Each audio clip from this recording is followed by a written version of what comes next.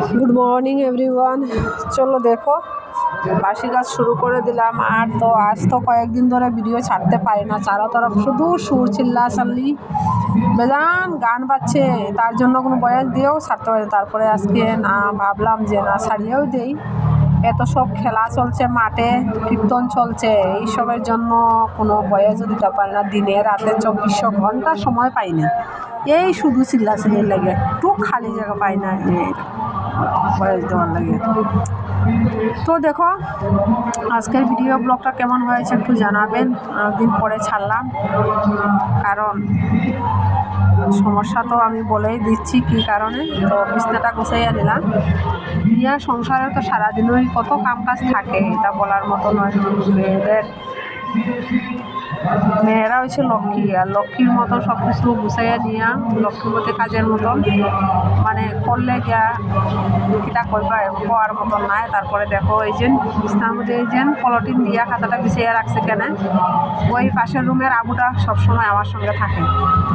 তো হ্যাঁ, বিছনাতে বইলে মানে শিউ দিলাইব, তো তার জন্য আমি এটা গুছাইয়া মানে একসঙ্গে রাখা দিলাম, যে আইলে আমার বিছনাটা নষ্ট করতো না, এটা পলিথিনের উপরে বইলে মানে এখানে থাকবো। তারপর মেশিনটা এতে ধুলাউলা থাকে, তো এতে মানে মুছামুছি করে নিলাম।